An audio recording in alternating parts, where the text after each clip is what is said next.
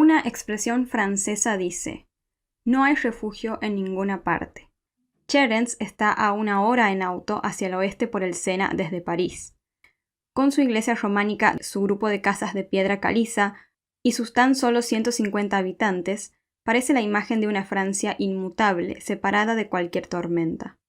Una campana de bronce fundida en 1591 da las horas todos los días. Es difícil imaginar un lugar que sea un candidato menos probable para que ocurra un crimen, o eso parecía. Un 8 de abril, el día de Pascuas, Chérens se despertó con el asesinato más repugnante.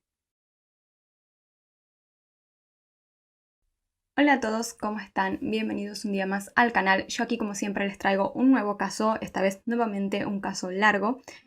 Y antes de comenzar me gustaría contarles que este es un caso ocurrido en Francia y obviamente tiene muchos nombres de lugares y personas que bueno, voy a estar tratando de pronunciarlos de la forma más correcta posible, discúlpenme si tengo algún error.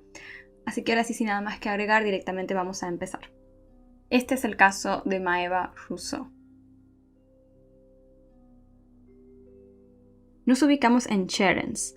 Maëva Rousseau creció en este pequeño pueblo francés. Junto con sus hermanos mayores, se podría decir que tuvo una infancia feliz. Le gustaba mucho compartir y divertirse con sus hermanos.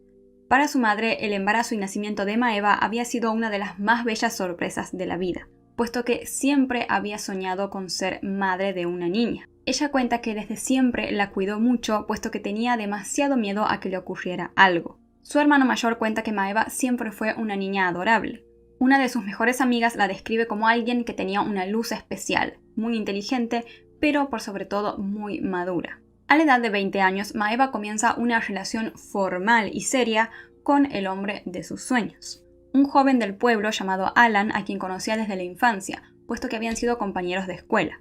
De hecho, por esas coincidencias de la vida, cuando tenían 7 años hicieron un acto de fin de año en la escuela, en donde Maëva hizo de princesa y él de príncipe. Desde ese momento se podía ver que ellos se llevaban muy bien, pero claramente eran todavía muy niños. Realmente su relación comenzó a crecer cuando ya eran adolescentes. A sus amigas Alan les caía bastante bien y solían decir que era un muy buen chico. Pero fue finalmente a los 20 años, como les comenté, que su relación ya se convierte en algo mucho más formal y es cuando realmente Maëva comienza a vivir una hermosa historia de amor junto con él. Cuando ambos ya tenían 22 años, sucede algo que cambiaría por completo el destino de la pareja. Maëva se había ido de viaje y allí comenzó a sentirse un poco mal. No pasó mucho tiempo hasta que se enteró que estaba embarazada y de un niño. Se lo comentó a su pareja y ambos estuvieron muy felices con la noticia. Pasados los 9 meses nació su hijo perfectamente bien y sano. Para comenzar a vivir su vida en familia, Maëva junto con su pareja y ahora también su hijo se mudan juntos. Pero para ese momento ella también tenía más planes para su futuro. Además de criar a su hijo, quería dedicarse profesionalmente a la manicuría y había estado formándose para ello. Maëva, por lo tanto, se encontraba en un momento de su vida donde tenía un hijo hermoso. Se había mudado a una nueva casa a la cual le puso muchísimo amor, armó toda la sala de estar, preparó allí todo su lugar para hacer manicuría. Es decir, que estaba a punto también de empezar su nueva actividad profesional.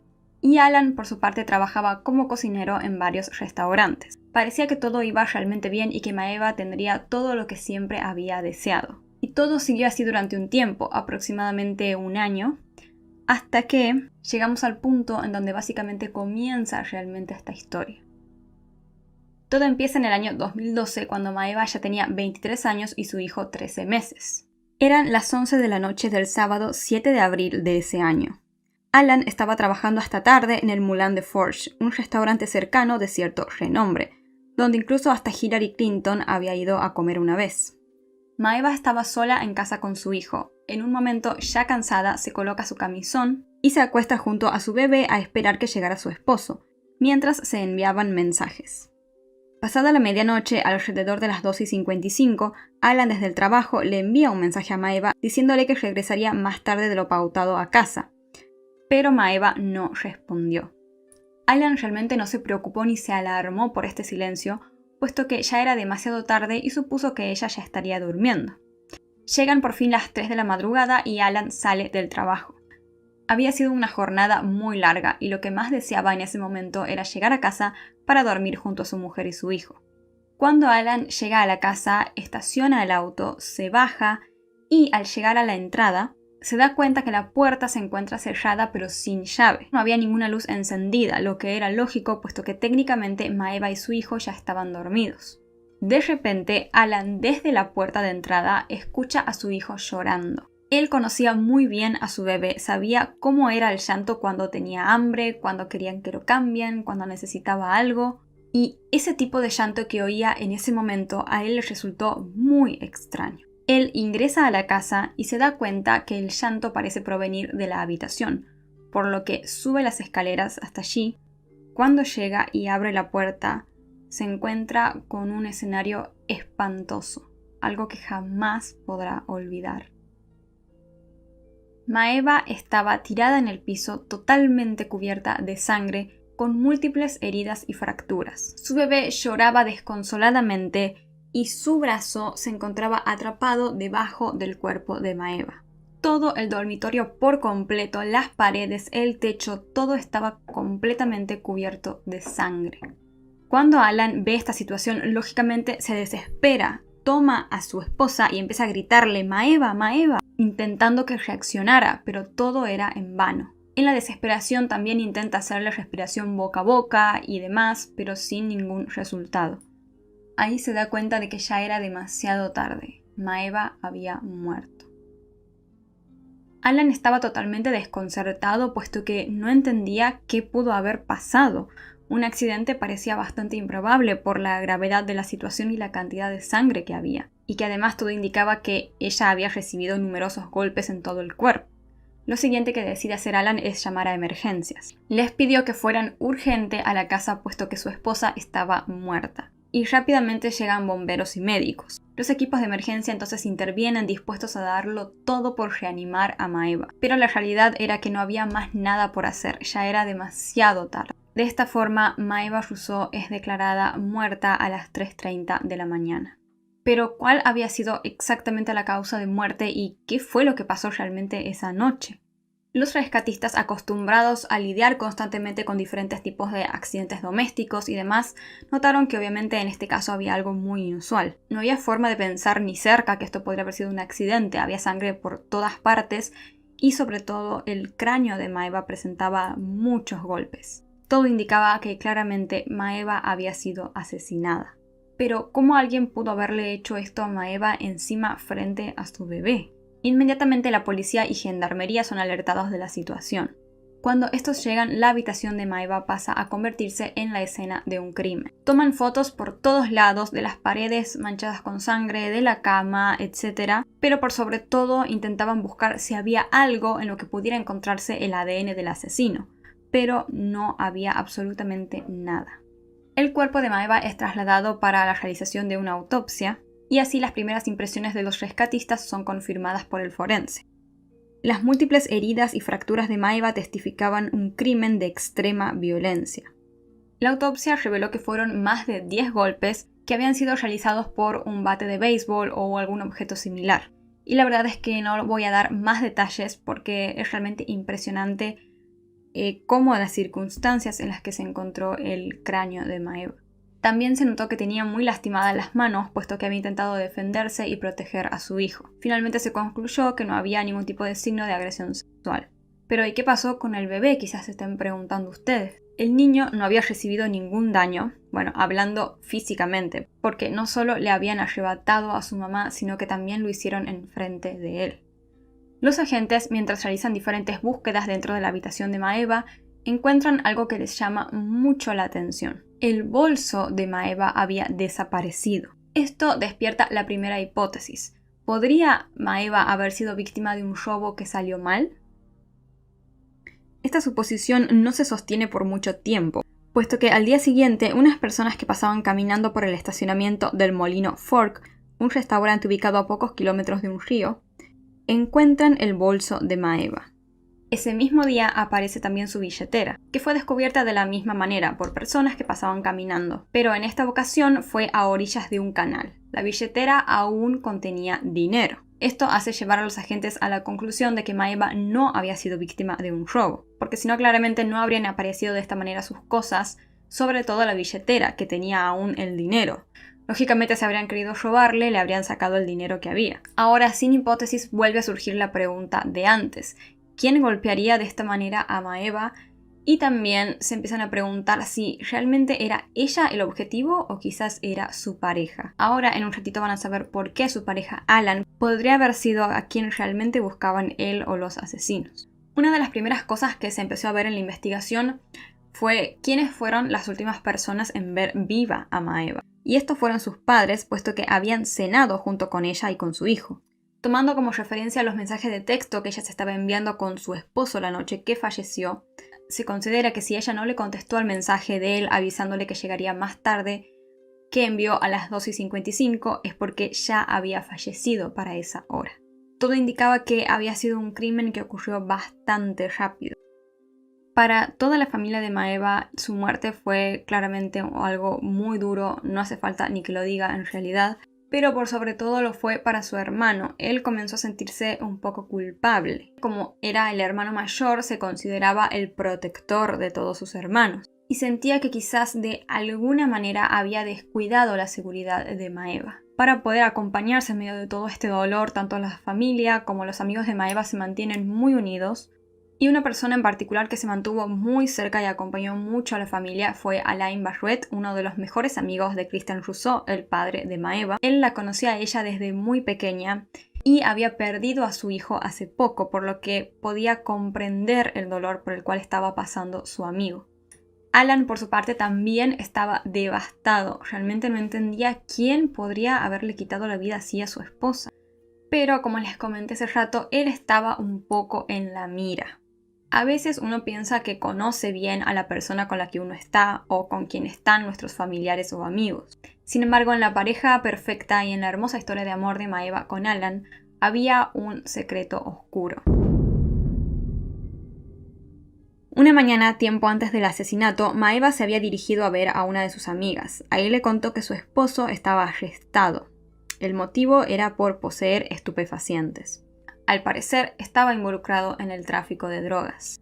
Para este momento, entonces, la familia comienza a pensar que quizás estos vínculos que tenía Alan o el hecho de que haya traficado drogas podría tener que ver o estar relacionado con el crimen de Maeva. Los familiares estaban muy conscientes de que Alan en realidad era una buena persona y que realmente quería y todo a Maeva, pero también que tenía un pasado con las drogas. Posiblemente el asesinato pudo haber sido algún tipo de advertencia o ajuste de cuentas. Los agentes tomaron este pasado del joven y lo tuvieron en la mira. Para ellos era el camino perfecto para encontrar al culpable. Pero había un problema. Las circunstancias en las cuales se había dado el crimen no coincidían con las de un ajuste de cuentas. La casa no estaba revuelta, no habían llevado dinero ni nada valioso. Es como que había solo un objetivo: Maeva. Interrogaron de todos modos a Alan, le preguntaron sobre todo lo que había hecho ese día y la noche del crimen, y él contó que había estado trabajando en el restaurante desde las 5 de la tarde hasta las 3 de la mañana, y que podían corroborarlo revisando las cámaras de seguridad de dicho restaurante. Los agentes solicitaron estas imágenes y así corroboraron que lo que decía era verdad. Entonces desvincularon totalmente la situación de Alan y su pasado con las drogas del crimen de Maeva. Pero de todos modos él es arrestado y condenado por narcotráfico, pero claramente sin tener nada que ver con el crimen de su esposa. Entonces todo el mundo volvió a hacerse la misma pregunta: ¿quién había matado a Maeva? Para este momento entonces descubren que hace un tiempo antes Maeva había presentado una denuncia por amenazas de muerte. Según decía la denuncia, estas amenazas habían sido realizadas por una pareja de personas mayores que vivían en un pueblo cercano al de Maeva. Ellos se llamaban Elda y Alain Bashouet. En la denuncia, Maeva cuenta que un día ella estaba afuera de un supermercado y estas personas se le acercaron, la empezaron a sacudir, a maltratar y le dijeron que la iban a matar con sus propias manos. Maeva después de esto quedó con bastante miedo. Ella sintió que había como un verdadero odio de estas personas hacia ella. Sentía demasiado miedo, sobre todo porque vivía en un pueblo muy chico, como les comenté, y en cualquier momento podía cruzarse de nuevo con ellos. Y por esto fue que decidió recurrir a hacer la denuncia en la policía. Y si están prestando atención, posiblemente se den cuenta que ya les mencioné el nombre de Alain Bashouet. Porque esta pareja no eran personas extrañas, todo lo contrario. Recordarán que Alain Bashouet era el mejor amigo del padre de Maeva. Alain había hablado de esto con su mejor amigo, el padre de Maeva, es decir, de esta situación en donde prácticamente la habían amenazado de muerte. Y dijo que más que nada había sido su esposa, que no era nada grave. Incluso el padre defendió a su amigo y le dijo a Maeva que retirara la denuncia, que no iba a pasar nada, pero Maeva no lo escuchó y la dejó. Los agentes, claramente al ver toda esta situación extraña, arrestan e interrogan a Alain Bashouet. Pero él tenía una coartada bastante sólida. Según dijo, la noche del crimen había cenado junto con unos amigos y una vez que terminó se fue a su casa donde estaba su mujer, quien había pasado la noche allí sola y tranquila. La policía de todos modos decide realizar un allanamiento en la casa. Toman ciertas cosas para buscar pruebas, como por ejemplo la ropa que había utilizado el hombre esa noche. Durante este allanamiento en la casa, los agentes encuentran algo que les llamó mucho la atención. Dentro de una de las habitaciones había como una especie de mausoleo. Era una habitación con todas las ventanas cerradas, llena de fotos y velas. Este lugar estaba dedicado al hijo de la pareja, Rodolfo, de 24 años, que había fallecido hace unos meses atrás. Quizás recordarán que les comenté que este hombre había perdido a su hijo y por esto se mantenía muy cerca del padre de Maeva porque comprendía su sentimiento. Pero, en fin, no había nada en esta habitación que la vincule al crimen, por lo que los agentes solo se llevaron la ropa para analizar. Luego de realizar los análisis se descubre que no había ningún tipo de rastro de sangre en la ropa que este hombre había utilizado la noche del crimen. Como les comenté, no se había encontrado ADN de nadie en la escena del crimen, por lo que tampoco se lo podía comparar con el de este hombre. De esta forma, Alain Bashouet queda totalmente libre. Y es aquí cuando ya la investigación se empieza a ampliar al resto del pueblo. Durante las semanas posteriores al crimen, las teorías comenzaron a multiplicarse por todo el pueblo. Todo el mundo estaba hablando de eso. Como no había drogas de por medio, una deuda impaga ni un ajuste de cuentas, la gente comenzó a decir que el crimen podría haber sido obra de un loco sádico que andaba dando vueltas por el pueblo. Cuando los residentes votaron en el ayuntamiento en las elecciones presidenciales de mayo en Francia, la verdad no estaban para nada preocupados por la política, sino más bien por el escenario de asesinato.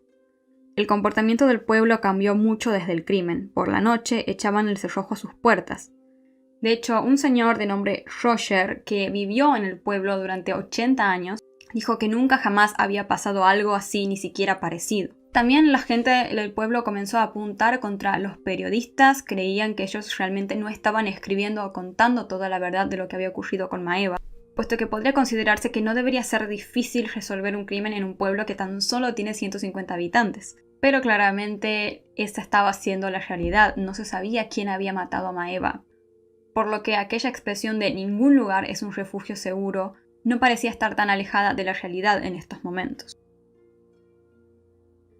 Y así pasaron más de 3 meses desde la muerte de Maeva. No había ningún tipo de avance y las teorías que circulaban en el pueblo se multiplicaban. Se empezó a decir después cualquier cosa, que no había sido golpeada sino fusilada, que no la habían encontrado en la habitación sino que en el sótano, que habían encontrado el arma homicida que en realidad no se había encontrado, decían que era un martillo. Bueno, comenzaron así a decirse un montón de cosas. Y así, con todo estancado y miles de rumores dando vueltas, aparecen los primeros y muy importantes testigos. Estos afirmaban que la noche en que Maeva murió, habían visto una furgoneta estacionada muy cerca de la casa de ella. Incluso algunos mencionan que cerca vieron a un hombre que llevaba unos guantes, unas botas de goma y un bate de béisbol. Según cuentan los policías, uno de estos testigos es un doctor muy conocido y es un hombre de mucha confianza.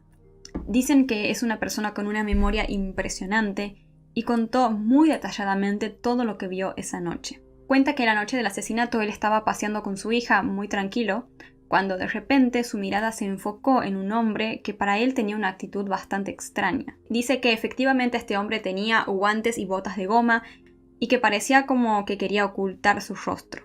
Esto sí le llama la atención, pero nunca se imaginó que podía pasar algo tan malo. Como les comenté, este hombre tenía una memoria excepcional y no solo contó todo lo que vio con una precisión increíble, sino que también logró ver y recordaba la placa de esa furgoneta que vieron fuera de la casa de Maeva. Además de este, había un segundo testigo que había visto exactamente lo mismo, pero él sabía muy bien quién era este hombre y dijo que era Alain Bashouet. Dice que lo reconoció inmediatamente y que lo vio tanto fuera del vehículo como también en la parte del asiento del conductor de la furgoneta. Comentó también que vio que él había conducido esa noche con todas las luces apagadas. Gracias a los datos de la placa también se pudo corroborar que la furgoneta le pertenecía a él. Entonces ahora otra vez aparece otra vez este hombre, Alain Bashouet, está en la mira. Ya claramente los agentes tenían muchas pistas en su contra, pero para estar seguros deciden hacer escuchas telefónicas. De esta manera escuchan a Enda, la mujer, hablando con uno de sus amigos. Ella le explica que había visto a Alain la noche del crimen con una actitud rara, y que además lo vio con el bolso de Maeva. Dice que llegó a la casa y lo colocó sobre la mesa y le dijo: bueno, esto es todo. Pero ¿quiénes eran exactamente estas personas, esta pareja? Él en realidad era electricista, pero cuenta que realmente se dedicaba un poco a varias cosas y lo describen como un señor mayor bastante simpático. Como les comenté, habían perdido un hijo hace poco, a su hijo Rodolfo, quien había fallecido en un accidente de tránsito. Pero para este momento se descubre que él, Rodolfo, y Maeva habían sido novios cuando eran adolescentes. Y este se convierte en un dato, la verdad, bastante interesante para la investigación. Luego de estas escuchas telefónicas, arrestan a la pareja mientras andaban en la calle. Interrogan nuevamente a Alain Bashouet y le muestran que claramente tenían todo en su contra. Ya viéndose totalmente acorralado es cuando este hombre revela algo que sacudirá completamente la investigación. Alain Bashouet confiesa que él mató a la hija de su mejor amigo, es decir, a Maeva Rousseau. Ahora, sobre cómo la mató, qué ocurrió realmente toda esa noche, él lo va a declarar completamente en el juicio, así que ya vamos a llegar a ese punto. Luego de esta confesión, la prensa publica el nombre del asesino, y esto la verdad que fue un shock para todos los habitantes del pueblo, porque no solo era alguien que vivía muy cerca, sino también porque era el mejor amigo del padre de la víctima. Y aquí ya se empieza a cuchichear entre todos, empiezan a pasar esta información de que Maeva había sido el novio del hijo que había fallecido y que qué había pasado y que tal cosa. Bueno, porque pueblo chico pasan estas cosas, ¿no? Para la familia, obviamente enterarse de esto fue un golpe muy duro. Su hermano, el hermano de Maeva, se llenó aún más de culpa, pero el que realmente estaba destrozado era su padre. Porque Alain era su mejor amigo, o sea, sintió una decepción muy grande. Había matado a su hija, su mejor amigo, alguien a quien prácticamente frecuentaba a diario. Incluso el padre de Maeva había acompañado muchas veces a Alain a visitar la tumba de su hijo, a ir al lugar donde ocurrió el accidente de tránsito cuando él lo necesitaba. Pero entre todo este dolor se empezó a dar cuenta de que cuando ocurrió el crimen de Maeva, Alain, como les comenté, se mantuvo muy cerca de la familia, pero muy cerca.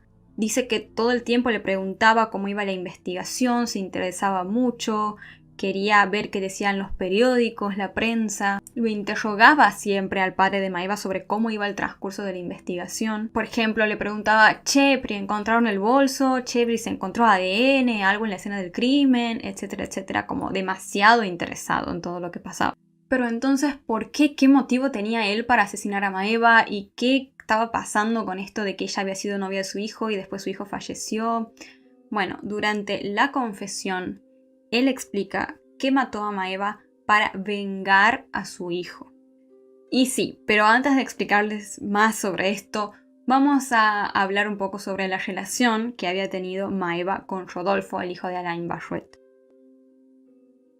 Rodolfo iba a la misma escuela que Maeva y Alan, el esposo de Maeva. De hecho, los tres eran amigos. Cuando llegan adolescentes, ella tenía 14 y él 17, Rodolfo y Maeva empiezan una relación que dura tan solo un año. Cuentan que él sí estaba bastante enamorado de ella y era básicamente su primer amor, pero ella no podía corresponderlo de la misma manera. No era alguien en quien realmente ella piense para compartir su vida. Además tenían ideas muy diferentes. Maeva siempre tuvo como este deseo y el objetivo de tener una relación seria, formar una familia y establecerse. En cambio, Rodolfo prefería disfrutar de otra manera su juventud.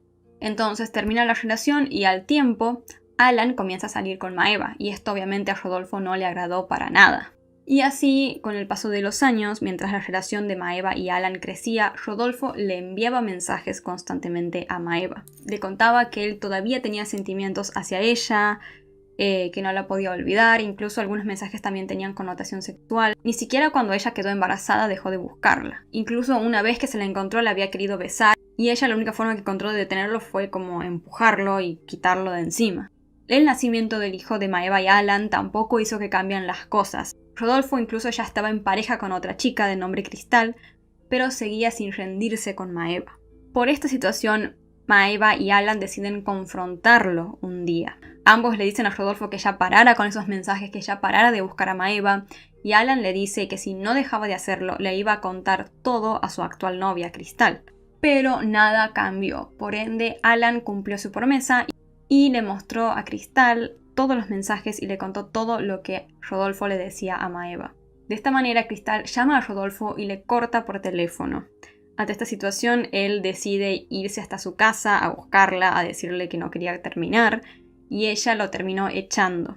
Al día siguiente, Rodolfo comienza a beber, a fumar, estaba loco de rabia, muy enojado con Alan y Maeva y quería realmente enfrentarlos. Por esto decide tomar un martillo, se va hacia su auto y comienza a conducir en dirección a la casa de Maeva y Alan.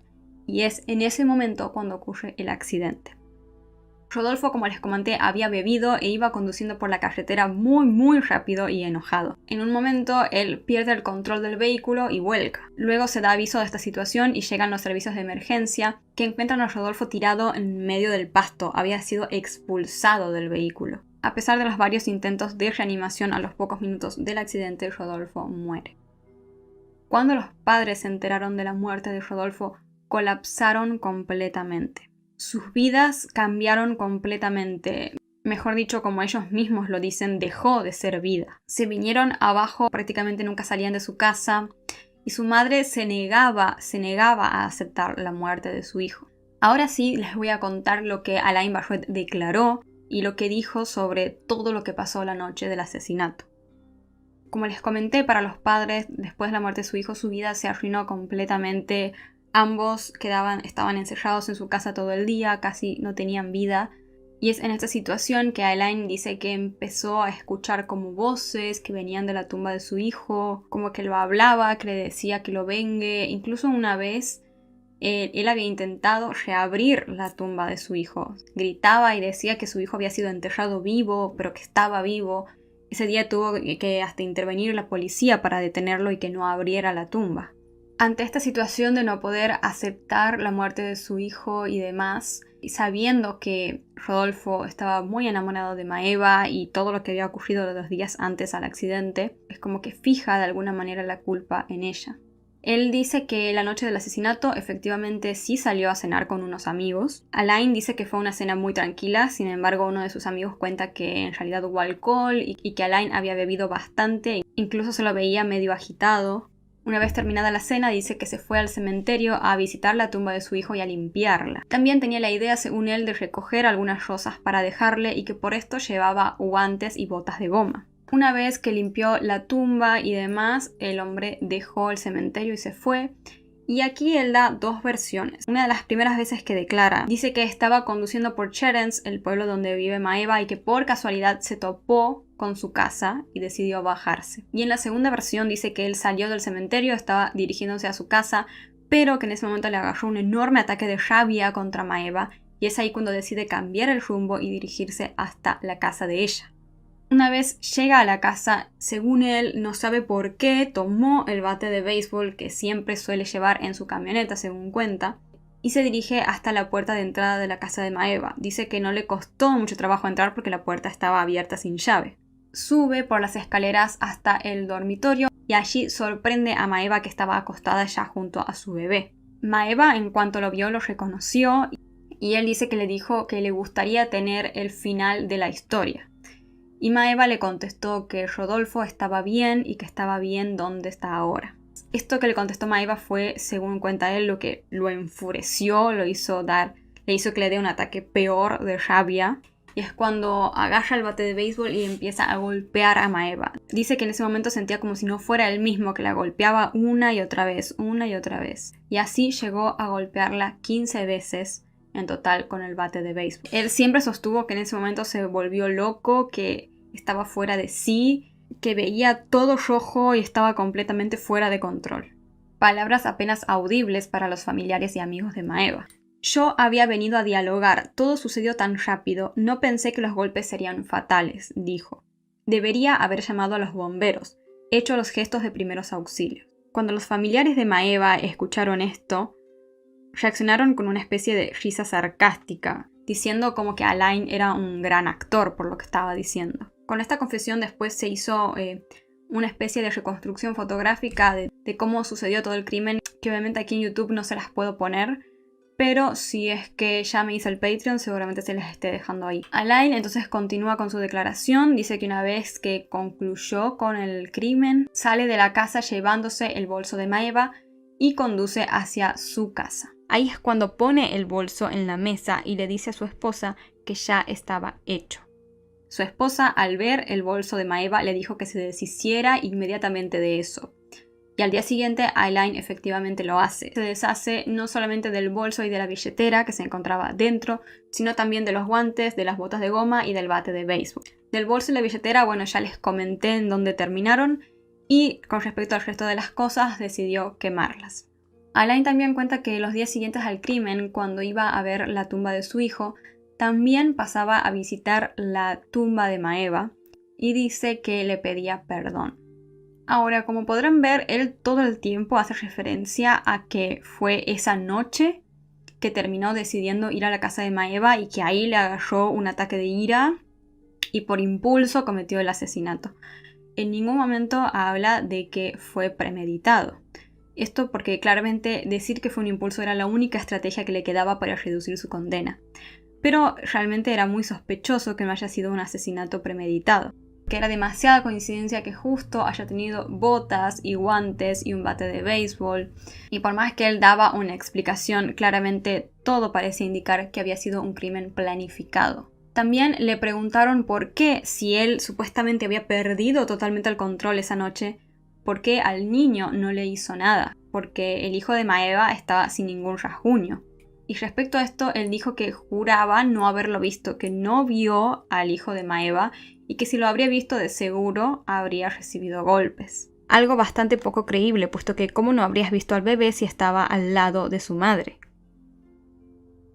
Finalmente, el juicio se realizó el 15 de junio del año 2015. Asistieron una treintena de familiares de Maeva, vestidos con camisetas en su memoria y exigiendo la pena máxima, cadena perpetua. Este día, Alain Bashouet dijo: «Le pido perdón a Maeva y a su familia. Lo arruiné todo, cometí lo irreparable. Tengo mucho remordimiento y arrepentimiento». Sin embargo, aunque pedía perdón y había confesado todo, para este momento seguía él negando la premeditación del crimen. Seguía diciendo que fue un impulso del momento y que claramente había muchísimas dudas sobre esto. Todo apuntaba a que en realidad había sido premeditado. Su abogado defensor para este momento saltó a decir que sus decisiones y sus impulsos se debían a la falta de cultura y de educación que tenía su defendido. Sin embargo, la abogada de la familia de Maeva dijo que los actos de Alain Bashouet se distinguen por su salvajismo y les pidió a los miembros del jurado que pensaran en Maeva, que ya no está, pero también en su hijo Lorenzo, que no solo se quedó sin una madre, sino que tuvo que presenciar la muerte de ella. Para este momento, la participación exacta en el crimen que había tenido la esposa de Alain Bashouet seguía siendo un misterio. Ella estaba acusada de haberle pedido a Alain que se deshiciera del bolso de Maeva, es decir, le convierte en una especie de cómplice. Pero en realidad todo el mundo se preguntaba quién quería realmente la muerte de Maeva, Alain Bashouet o su esposa. Y esto porque desde siempre su esposa estaba convencida de que había algo muy extraño en relación a la muerte de su hijo Rodolfo. Como les comenté, Rodolfo había sido encontrado fuera del auto a varios metros de este, sobre el pasto. Había sido como expulsado del vehículo. Y ella decía que era imposible que en un accidente normal él haya terminado tan lejos del vehículo. Decía que sí o sí él tendría que haber estado dentro del auto o al menos un poco más cerca.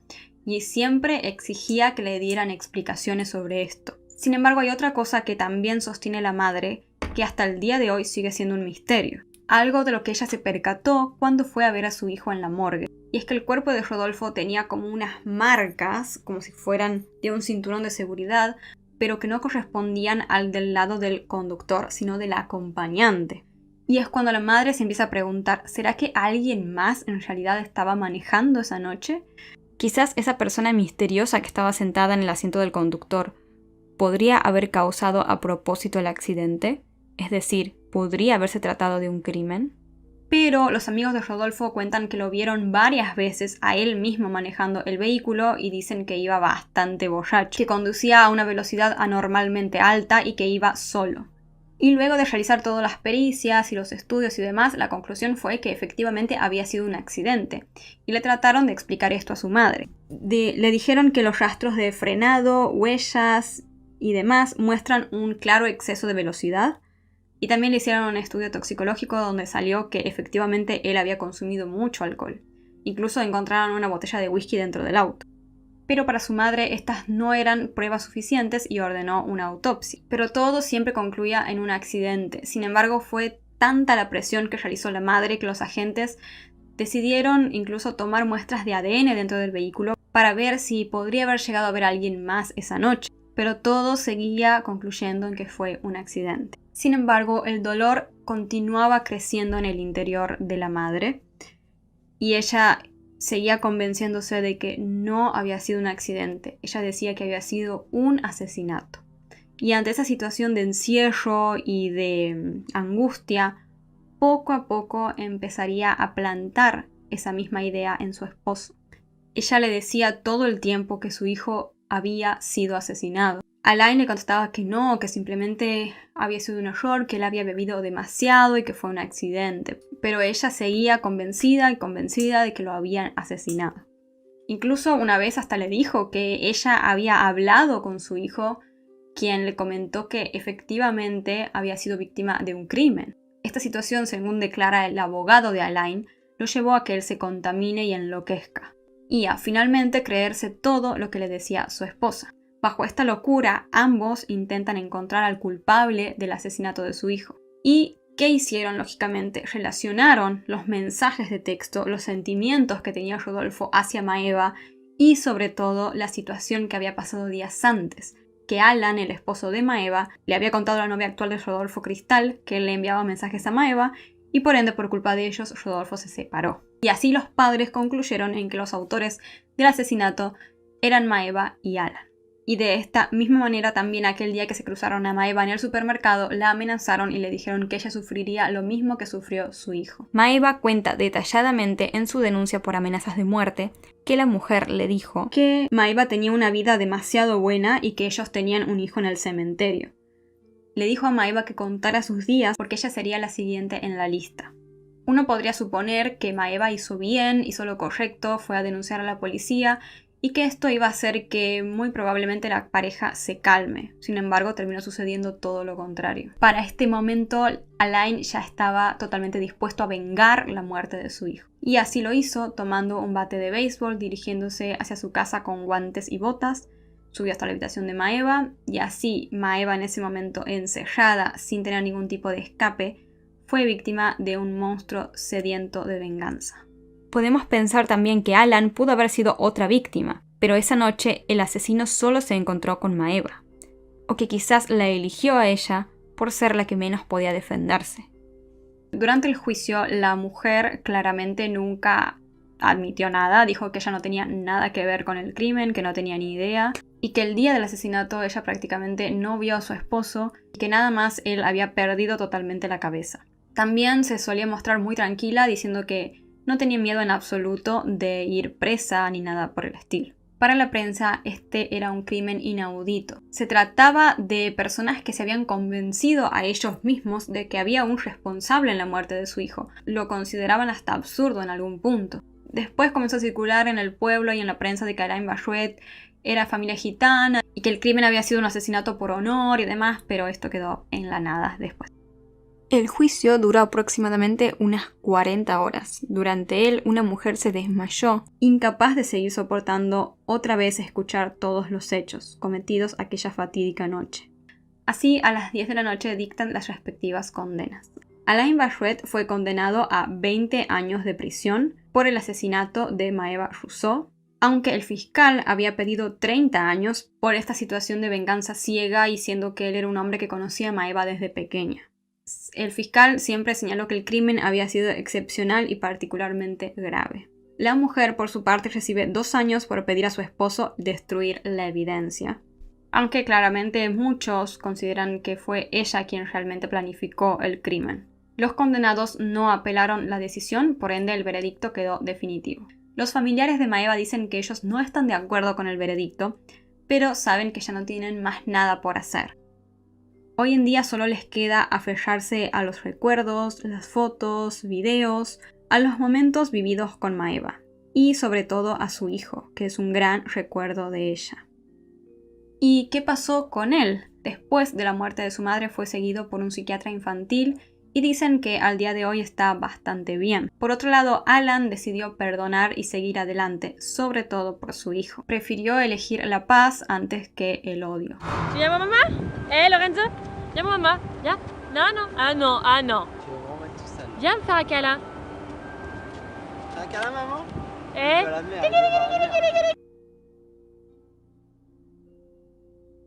Por otro lado, también se dice que el matrimonio, Alain Bashouet y Enda, tenían otro hijo, además de Rodolfo, pero que lo habían descuidado completamente el último tiempo y que solo le prestaban atención a Rodolfo.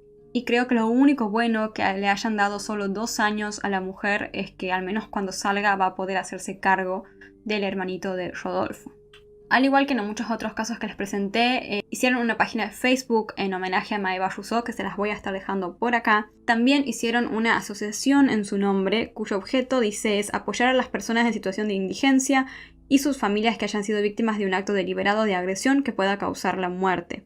Este apoyo tomará la forma de ayuda financiera, apoyo psicológico, apoyo legal, pero también permitir que las víctimas se expresen, que se defiendan, crear oportunidades mediáticas para prevenir riesgos, hacerse entender. Crear grupos de discusión, de reflexión para ayudarse unos a otros. Y de esta manera concluye el terrible caso de Maeva Rousseau. Y ahora sí tengo un par de preguntas para ustedes. Recuerden que si las contestan déjenme el iconito de una lupita para que yo pueda distinguir cuáles de los comentarios están respondiendo a esas preguntas. Y les dejo 3 preguntas o 3 cosas que me gustaría saber qué opinan ustedes. ¿Creen que lo del hijo, lo de Rodolfo, fue realmente un accidente o que ocurrió algo extraño por atrás de eso? Por otro lado, ¿creen que la mujer de Alain Bashouet tuvo algo más que ver con el crimen o que simplemente lo único que hizo fue pedirle que oculte la evidencia? Y finalmente, si creen que el crimen fue premeditado, es decir, que Alain Bashouet planificó todo el crimen o que solo fue un impulso del momento. Yo respecto a la primera pregunta, sí creo que fue un accidente. Creo que ante el dolor, la situación que estaba pasando la madre de Rodolfo y su esposo, y al notar como ciertas cosas que quizás podrían llevar a dudas, se empezaron a hacer ideas y, bueno, sobre todo la madre, y a empecinarse con que había algo extraño detrás de ese accidente. Creo que muchas veces cuando suceden tragedias, así que quizás son causa del destino o que no hay una explicación, uno muchas veces intenta buscar un culpable, como que necesita buscar un culpable. Y ante la locura, ante el encierro y demás, llevó a que la madre llegue a estas conclusiones. Y por más de que las pericias, los expertos y demás, todo le mostraban que había sido un accidente, ella para este momento ya estaba súper convencida de que a su hijo lo habían asesinado. Y lamentablemente creo que tuvieron bastantes cartas sobre la mesa para apuntar hacia Maeva, porque justo unos días antes, bueno, había pasado toda esta situación entre ellos, con la novia de Rodolfo y demás. Y bueno, Alain Bashouet, que estaba ahí en la casa con su mujer, a la cual le crecían todo el día estos pensamientos, terminó también convenciéndose de las ideas que tenía ella.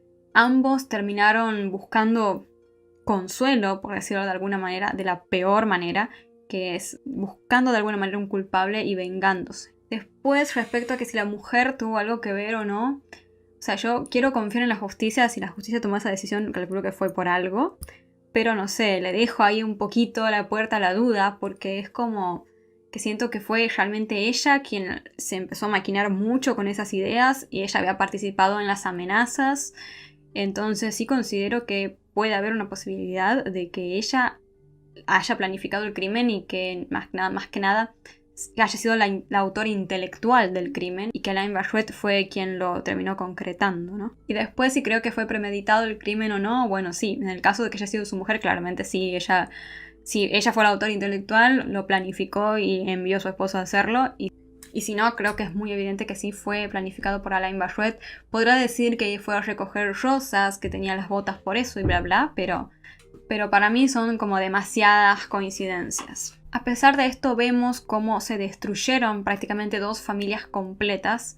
Las de Maeva, que la perdieron a ella, un hijo que se quedó sin mamá. Y por otro lado, Alain Bashouet con su esposa y sus hijos, que el niño, más que nada pienso en el otro hijo que ellos tenían que se quedó sin su hermano y que sus padres después terminaron presos. Que obviamente es lo que corresponde, tienen que pagar, pero digo, obviamente el niño que no tiene ningún tipo de culpa va a tener que seguir su vida de esta manera. Por otro lado, también me dejó pensando un poco esto en este tema de los pueblos chicos, ¿no?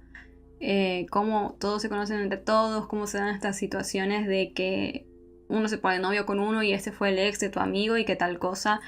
Bueno, a mí me tocó crecer en una ciudad bastante chica donde solían pasar muchas de estas situaciones. A mí no me pasó. No, es verdad, a mí no me pasó nunca nada así, pero sí conozco amigas que, no sé, o conocidas que están con alguien y sucedió que ese alguien antes estaba con fulanita y que eso les trae problemas porque tal cosa, o que se tienen una discusión con alguien y se cruzan en tal lado y pasan situaciones feas, bueno, todo ese tipo de cosas, ¿no? Tiene sus lados malos y sus lados buenos vivir en una ciudad chica. Yo experimenté las 2 situaciones. O sea, vivir en una ciudad chica y en otra súper gigantesca. Y bueno, cada uno tiene sus lados positivos y negativos.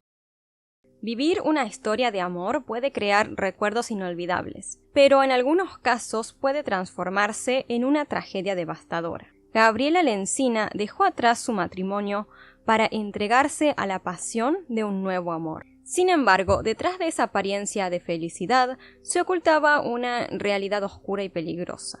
Todo salió a la luz un día fatídico, cuando la casa de la pareja fue consumida por el fuego. ¿Cómo fue que una simple historia de amor terminó en pesadilla? Mi nombre es Desiree y hoy los invito a escuchar el caso de Gabriela Lencina. Gabriela Verónica Lencina era una de las 6 hijas de Néstor Lencina y Marta Peralta. Nació en la década de los 70 en la ciudad de Córdoba, Argentina. Su infancia fue feliz, rodeada de sus 3 hermanas, Andrea, Maricel y Silvia. Gabriela disfrutó mucho de su infancia y de su adolescencia con ellas, hasta que un día sus hermanas crecieron, se casaron y abandonaron el hogar familiar. Con el tiempo, Gabriela también creció, y en los años 90, cuando ya era una adolescente mayor, conoció a un joven llamado Gustavo Fernández, con quien comenzó a salir. Después, Gabriela quedó embarazada de él, y dio a luz a un niño a quien llamaron Franco Gabriel. Más adelante, en esa misma década, llegó su segunda hija, nombrada Patricia Inés. A pesar de haber formado una familia hermosa, la relación entre Gabriela y Gustavo se complicó. Y aunque sus hijos eran aún pequeños, tomaron la dura decisión de separarse. No obstante, Gustavo, tras el divorcio, desapareció por completo de la vida de Gabriela y por lo tanto también de la de sus hijos. Hasta tal punto fue que desapareció este hombre que los niños fueron registrados con el apellido de su madre. De esta forma, Gabriela se quedó con tan solo 18 años de edad, criando sola a sus 2 hijos. Un tiempo después, Gabriela conoció a Walter Hugo Luna. Entre ellos surgió el amor y rápidamente eso se transformó en una relación seria de pareja. Walter aceptó a los 2 niños de Gabriela como si fueran sus propios hijos, y con el tiempo le propuso matrimonio a Gabriela. Ella, muy contenta, aceptó. De esta forma, los 4 formaron una nueva familia. Y con el tiempo el matrimonio tuvo 4 hijos más, a quienes llamaron Maximiliano, Sofía, Malena y Julia Luna. La ahora enorme familia se estableció en una casa rural cerca del lugar donde Walter trabajaba. Gabriela, por su lado, dedicó su vida completa a la crianza de sus hijos y a las tareas del hogar. A pesar de vivir en el campo, los hijos asistían a una escuela en la ciudad. Todos los días, de forma así rutinaria, Gabriela llevaba a sus hijos a la escuela, y después de dejarlos pasaba a visitar a sus padres. Toda la familia parecía estar en verdad muy unida y feliz. Pero con el tiempo Walter comenzó a ausentarse debido a viajes de trabajo, a veces pasando incluso semanas lejos de casa. En medio de toda esta situación, en el año 2014, Gabriela conoció a un hombre llamado Cristian Sebastián Videla. Cristian nació el día 17 de noviembre de 1980. Había dejado los estudios en la secundaria para trabajar junto a su padre en el negocio familiar de la construcción. Más adelante, en el año 2003, se había casado con su novia de la adolescencia llamada Andrea Ferreira, con quien tuvo 4 hijos. Sin embargo, la relación entre Christian y Andrea se fue complicando con el tiempo, y a los 10 años de relación decidieron separarse. Andrea incluso llegó a denunciar a Christian por violencia verbal. No se sabe si esto es cierto o no, es decir, si era verdad que él era violento verbalmente con ella o no, pero sí se tiene conocimiento de que él era una persona con un carácter bastante explosivo. Este comportamiento a Christian le trajo problemas no solo en su matrimonio, sino también en su entorno laboral y en prácticamente cualquier lugar a donde iba. Él era especialmente agresivo al dirigirse hacia las mujeres, y además había mostrado actitudes inadecuadas hacia adolescentes de entre 15 y 17 años, mientras trabajaba como albañil en una escuela. A pesar de ser una mujer casada y del oscuro historial que tenía Christian, Gabriela se sintió muy atraída por él, y pronto los dos comenzaron un romance secreto. Sin saberlo, Gabriela se adentró en una relación que cambiaría la vida de ella y de su familia para siempre. Gabriela mantuvo esa relación secreta con Christian durante 3 años, sin que Walter, su esposo, se enterase, hasta que un día en el año 2017, un evento inesperado lo cambió todo. Gabriela quedó embarazada de Christian. Ante una situación como esta, ella claramente ya no podía seguir ocultando la verdad, así que Gabriela le tuvo que confesar a su marido que llevaba ya un tiempo teniendo una aventura con otro hombre, y que además ahora estaba embarazada de él. Walter, al enterarse de esto, quedó destrozado, y le pidió el divorcio de inmediato a Gabriela. Después de esto, él se alejó por completo de ella, intentando evitar cualquier tipo de contacto. Gabriela, por su parte, enfrentó complicaciones durante el embarazo, y para estar cerca de hospitales y clínicas, se vio obligada a mudarse de la zona rural en donde tenía su casa, como les conté, hacia la ciudad. Entonces la mujer estaba enfrentando un embarazo complicado, un divorcio y una mudanza. Pero las cosas recién comenzaban para Gabriela, porque todo estaba a punto de empeorar. Al mudarse a la ciudad, Gabriela se estableció en la casa de sus padres junto a sus hijos. Sus padres la apoyaron en todo momento, y poco después Gabriela se fue a vivir definitivamente con Christian. De esta forma oficializaron totalmente su relación. En el año 2017, a pesar de todas las complicaciones, nació la primera hija de ambos, a quien llamaron Ámbar. Ella se convirtió entonces en la 7ª hija de Gabriela. Tras el nacimiento de Ámbar, tanto Gabriela como Christian empezaron a alejarse totalmente de sus familiares. Y no solamente eso, sino que también dejaron la crianza de los hijos que habían tenido con otras parejas en manos de sus otros padres, es decir, justamente sus exparejas. Ellos simplemente se quedaron criando solamente a Ámbar, la hija que tenían en común. Con el tiempo, la relación entre Andrea y Christian se fue volviendo cada vez más tensa. La desconfianza entre los dos era constante, ya que cada uno conocía las infidelidades del otro. La necesidad de controlar y saber cada detalle de la vida del otro se volvió un hábito totalmente tóxico en su día a día, y esta dinámica solo intensificaba las peleas.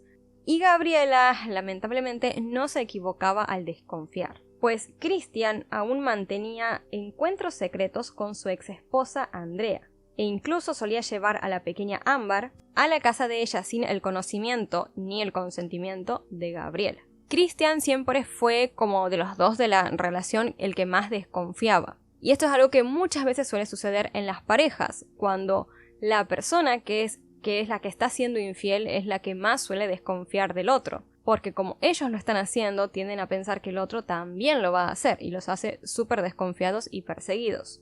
Y posiblemente eso fue lo que pasó con Christian, y su desconfianza no cesó. No solamente eso, sino que el temperamento violento y controlador de él siguió en aumento con el paso del tiempo. Cada vez que algo no salía como él deseaba o surgía una discusión, él no dudaba en agredir a Gabriela. Ella se encontraba muy mal, pues su vida entera se limitaba a las paredes de su casa y al cuidado de Ámbar, ya que Christian, debido a su desconfianza extrema, no le permitía salir de su casa sin él. Gabriela vivía literalmente su día a día sintiendo que estaba en una especie de prisión. Un tiempo después, en el año 2019, las cosas mejoraron, o parecía que iban a mejorar ligeramente para Gabriela, porque consiguió un empleo como niñera. Este trabajo le daría un poco más de independencia, pues podría salir de su casa y sentirse útil. Pero obviamente ella tenía que recibir la aprobación de Christian para poder tomar ese empleo. Christian, aunque dudó, terminó dejando a su esposa trabajar como niñera. Pero su necesidad de control no paró ahí. Él la acompañaba todos los días a su trabajo y la dejaba en la puerta, para asegurarse de que en verdad fuera allí. Y cuando él no podía hacerlo, llamaba a alguien de su confianza para que fuera y comprobara que Gabriela en verdad iba a ir a su trabajo. Por otro lado, las discusiones constantes entre ellos tampoco cesaron. Los vecinos del barrio eran testigos de las constantes peleas dentro de la casa de Christian y Gabriela. En ocasiones, las discusiones se volvían tan intensas que los gritos se escuchaban en toda la cuadra. Algunos vecinos preocupados intentaron intervenir cuando las discusiones parecían desbordarse, y le propusieron a Gabriela hacer algo al respecto. Pero ella, luciendo un poco temerosa, siempre les aseguraba que no tenían que meterse en su vida. Con el tiempo ya los vecinos dejaron de intentar ayudar. Que había abuso en esa casa era evidente, pero Gabriela parecía que no quería salir de eso. Y en realidad, por más de que a simple vista pareciera que ella no quería salir, no quería dejar ese vínculo tóxico, como quizás muchos ya saben, muchas veces hay demasiada manipulación por parte del agresor hacia la víctima, que la termina llevando a esa situación en donde cree que no puede salir de eso. Por ejemplo, un agresor puede manipular a una víctima diciéndole que no va a hacer nada sola, que no va a poder seguir con su vida, que no va a poder lograr nada. Hay muchas formas de terminar generando eso en una persona para que no pueda dejar o cortar el vínculo que tiene con esa persona que la está agrediendo. Y posiblemente algo así le estaba sucediendo a Gabriela para que ella llegara a ese punto en el que se negara a recibir ayuda. El día 26 de noviembre del año 2020, Patricia, la hija mayor de Gabriela, hizo una denuncia a la policía. Unos vecinos le habían alertado que su madre, al parecer, estaba siendo víctima de agresiones muy fuertes por parte de Christian. Como les conté, los vecinos ya casi no actuaban, no hacían nada ante ese tipo de situaciones. Sin embargo, ese día decidieron llamar a la hija de Gabriela, así que ustedes imagínense lo fuertes que debieron haber sido esas discusiones o esos sonidos de agresiones que sintieron ellos para que tomaran la decisión de volver a intentar ayudar. Esa misma noche la policía se presentó en la casa del matrimonio para ver qué era lo que estaba pasando. Como tantas otras veces, Gabriela defendió a su esposo, negando cualquier problema y desestimando la intervención.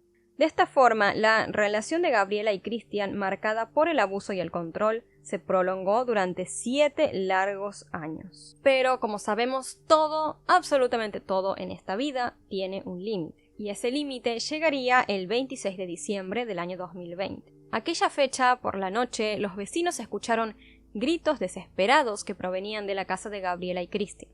Esta vez los gritos eran mucho más intensos que en otras ocasiones, llenos de terror y de dolor inconfundibles. Los vecinos, una vez más, aún estando acostumbrados a escuchar siempre agresiones, como esa vez les llamó demasiado la atención lo fuerte que eran los gritos, optaron por alertar a la policía. Mientras tanto, en la casa, Christian tomó su teléfono y le hizo una llamada a Patricia, la hija mayor de Gabriela. En esa llamada, Christian le pidió que fuera de inmediato a la casa, y Patricia pudo escuchar en el fondo de esa llamada a través de su teléfono los gritos desgarradores de su madre. Sin dudarlo, Patricia colgó el teléfono y salió corriendo hacia la casa de su madre Gabriela. Por otra parte, gracias a las múltiples llamadas de los vecinos, la policía también llegó rápidamente al lugar.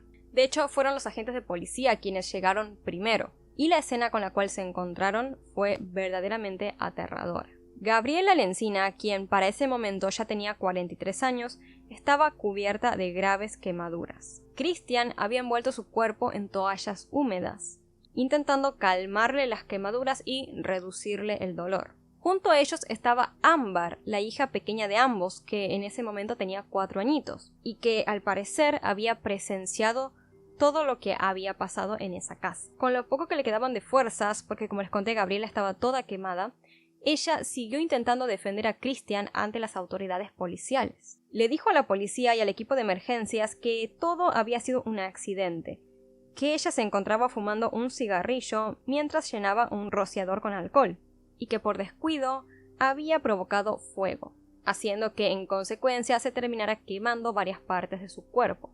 Gabriela insistía constantemente en que todo había sido su culpa. En ese momento Patricia, la hija mayor de Gabriela, llegó a la casa, y en cuanto vio el estado en el cual se encontraba su madre, sus sospechas recayeron de inmediato en Cristian. Gabriela fue llevada de inmediato en ambulancia al Instituto de Quemaduras del Hospital de Córdoba, mientras que Patricia pidió por favor que la dejaran llevarse a Ámbar, su pequeña hermanita, para protegerla. Cristian en un principio se opuso, no obstante la policía intervino, permitiendo que Patricia cuidara a su hermanita. Las dos se subieron también a una ambulancia y fueron a un hospital a ver cómo estaba su madre. En el camino, Patricia intentó calmar a su pequeña hermana Ámbar, quien estaba claramente muy alterada por toda la situación. Y cuando las cosas se tranquilizaron un poco, Patricia le preguntó a Ámbar qué era lo que en verdad había sucedido esa noche. La respuesta que dio Ámbar confirmó sus peores temores.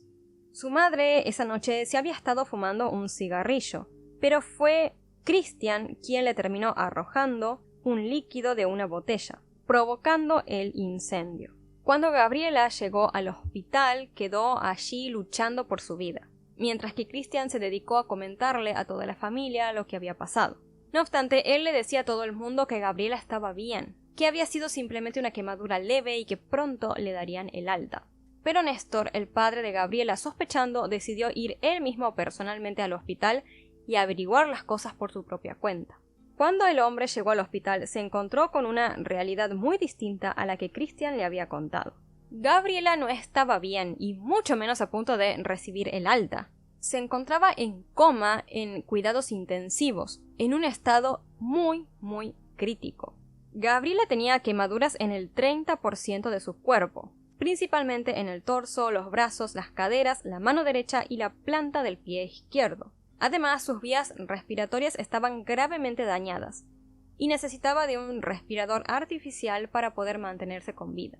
Así que, como ven, su estado en verdad era demasiado crítico. Y a pesar de la rápida atención y los esfuerzos del personal médico, Gabriela Lencina falleció una semana después de su ingreso al hospital. Inicialmente el caso fue clasificado como un accidente doméstico. El oficial encargado desestimó las declaraciones de la familia de Gabriela, quienes le advirtieron que Cristian tenía antecedentes de violencia, que probablemente había sido él el causante del incendio. El oficial a cargo ignoró todos estos testimonios y cerró el caso como un accidente, sin tomar muestras de la escena ni remitir el caso a las autoridades judiciales. Sin embargo, la Unidad Fiscal de Violencia Familiar abordó el caso de otra manera.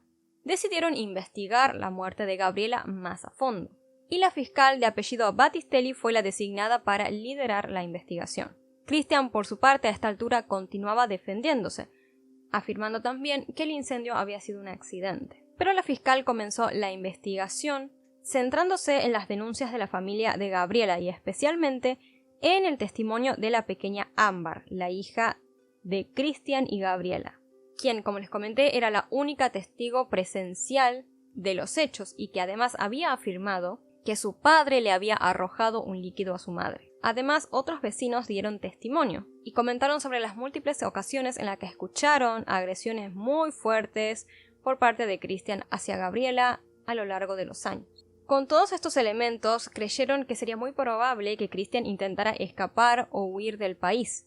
Así que la fiscal ordenó que lo arrestaran de forma inmediata y clasificó el caso como un femicidio. El día 6 de enero del año 2021, la policía llegó a la casa de Cristian para detenerlo y lo encontraron nada más y nada menos intentando efectivamente huir. El hombre de inmediato fue detenido y trasladado al penal de Córdoba, donde quedó en prisión preventiva mientras la investigación avanzaba y se preparaba el juicio. El día 8 de agosto del 2022 comenzó el juicio contra Cristian Videla, acusado de homicidio doblemente calificado y violencia de género en contra de su pareja y madre de su hija menor. Durante la primera audiencia, Néstor, el padre de Gabriela, una de sus hermanas y también Patricia, su hija mayor, testificaron en la corte. Todos pidieron justicia por Gabriela y dijeron que sospechaban profundamente de Cristian, pues existían demasiadas pruebas que llevaban a pensar que él le había provocado el incendio y las quemaduras a Gabriela. La fiscalía presentó un informe psicológico realizado a Cristian, en el cual se le revelaba una personalidad narcisista y egocéntrica. una persona que siempre anteponía sus propios deseos por encima de los de cualquier otra persona. Luego tuvieron lugar los testimonios más impactantes del juicio, que provinieron de los paramédicos y los bomberos que atendieron a Gabriela en el momento del incidente. Los bomberos expusieron los resultados de una prueba que habían hecho con maniquís, para ver si era en verdad posible que una persona que haya estado haciendo lo mismo que supuestamente Gabriela había estado haciendo en el momento del incidente, se pudiera autoprovocar el fuego, y por lo tanto las quemaduras. Esta prueba dio como resultado que el cigarrillo que estaba fumando Gabriela ese día no podría por nada del mundo haber provocado un fuego de esa magnitud. De esta forma se descartó por completo la hipótesis de un incendio accidental. Los informes del Instituto Médico Legal también jugaron un papel crucial en el juicio, porque contaron los dolores extremos que debió haber tenido Gabriela por sus quemaduras, explicando que en verdad sus últimos momentos habrían sido una total tortura. Todos estos elementos reforzaron la acusación en contra de Christian, quien empezó a decir para defenderse que Gabriela se había provocado el fuego a ella misma porque desde hacía tiempo pensaba en terminar con su vida. Normalmente, cuando se quiere ver si una persona fue o es propensa a querer llevar a cabo ese acto, es decir, de quitarse su propia vida, se realiza un análisis psicológico. Pero en este caso claramente no se podía hacer porque Gabriela ya no estaba con vida. Por ende se recurrió a hacer algo llamado autopsia psicológica, en el cual se hacen unos estudios, por ejemplo, entrevistando diferentes familiares o conocidos de la persona, con el objetivo de intentar evaluar el estado mental y emocional que habría tenido esa persona en el momento determinado. En este caso, los especialistas entrevistaron a varios familiares de Gabriela para ver justamente cómo había sido su estado mental en las semanas previas a su muerte. El análisis concluyó que Gabriela pudo haber tenido autoestima baja debido a la violencia constante que sufría, pero en verdad todo concordaba en que ella no presentaba el perfil de alguien que sería capaz de atentar contra su propia vida. La única testigo de ese momento, como ya comenté, había sido Amber, la niña pequeña, hija de Gabriela y Christian. Ella dio también su testimonio y dijo algo que estremeció a todos. Papá estaba tirando algo sobre mamá. Ella tenía fuego. Y papá seguía tirando algo encima. Finalmente, con todo esto se concluyó en que Christian había sido el autor del fuego, del incendio que terminó provocándole la muerte a Gabriela. Aunque él y su defensa siguieron intentando argumentar su inocencia, las pruebas ya eran demasiado contundentes.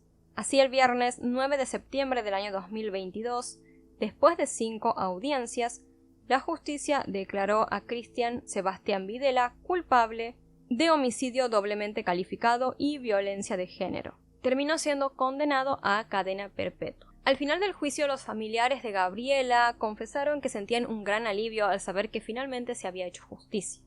La condena de Christian también resonó en movimientos de derechos de las mujeres, que venían denunciando el alarmante aumento de la violencia masculina contra sus parejas. Ahora, quizás se estén preguntando qué pasó con Amber, la pequeña niña, hija de Gabriela y Christian, quien prácticamente se quedó sin sus padres. Afortunadamente, las otras hijas de Gabriela, hermanas mayores por lo tanto de Amber, lograron obtener su custodia. La niña así se fue a vivir con Sofía, la segunda hija de Gabriela, y con Walter, quien, recordemos, fue el segundo esposo de Gabriela. Él siempre, pero siempre, se mantuvo como una figura paterna, amorosa y responsable con sus hijos, y ahora también lo haría con Amber. Este caso nos recuerda lo complicadas que son manejar estas situaciones en donde la manipulación es tanta que la víctima no se deja ayudar por nada del mundo, por más de que sí quiera recibir ayuda. En un momento leí que las hijas de Gabriela mencionaron que su madre ya les había dicho hacía tiempo que en cualquier momento ella iba a terminar muy mal por todo lo que estaba viviendo con Christian. Es decir, Gabriela ya sabía que podía salir sin vida de esa relación. Es imposible que una persona que está siendo consciente de eso no quiera recibir ayuda, pero lamentablemente se encuentra en una situación, creo yo, de manipulación psicológica o de tanta vulnerabilidad que no la termina aceptando. Entonces parece como que no, como si le hubiera dado igual o algo así, pero obviamente que no. Al menos podemos decir que sí hubo justicia en este caso y sirvió para visibilizar una vez más la cantidad de situaciones de violencia en las parejas que hay, que muchas veces de alguna forma u otra terminan pasando desapercibidas o se deja correr el tiempo, porque por más de que estas situaciones son complicadas de manejar, creo yo no quiere decir que se tengan que dejar así, bueno, no se quiere ayudar, listo, que pase, porque terminan mal, sino como encontrar la mejor forma para como sacar a la víctima de esa situación. Espero les haya resultado de interés esta historia. Antes de irme, como siempre, le voy a mandar un saludo a todos los miembros del canal, y ellos son Ana Catalina Po, Pedro MF, Amaya, Sandra Escobar MD, Laura Elena Garrido, Jacqueline Castellanos, Laila, Rebeca Guzmán, Pamela Sánchez y KL. Un beso enorme, muchas gracias por formar parte de este proyecto. Ahora sí me despido, en pantalla les van a estar apareciendo las cosas que siempre les aparecen, y yo les mando ahora un beso sí a todos los que están ahí detrás. Muchas gracias por verme y yo los veo la próxima.